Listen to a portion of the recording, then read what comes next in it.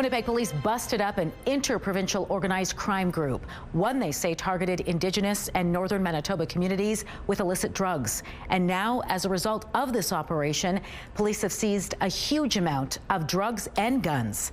CTV's Taylor Brock is standing by live in studio with the details. Taylor, just how big of a police investigation was this? Well, it was significant, Marilee. Police say they seized hundreds of thousands of dollars in drugs and numerous guns.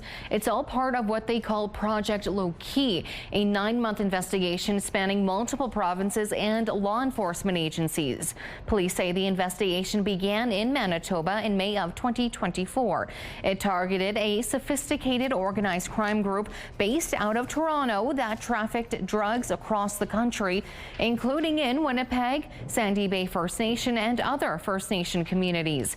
Police say this group transported the drugs using planes, trains, and trap vehicles, which are cars and trucks with professionally built compartments, typically with hydraulics.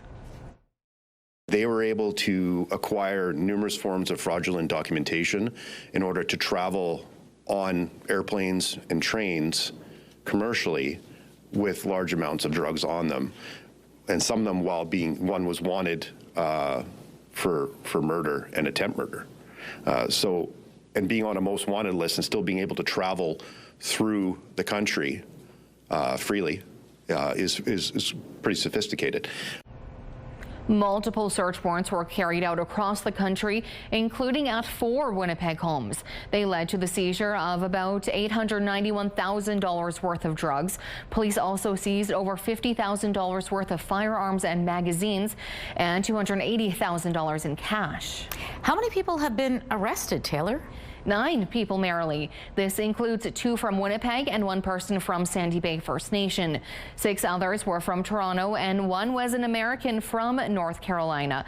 Police are still looking for 5 additional suspects. They face a number of charges, including drug trafficking, firearms, and conspiracy-related offenses. None of the allegations have been tested in court.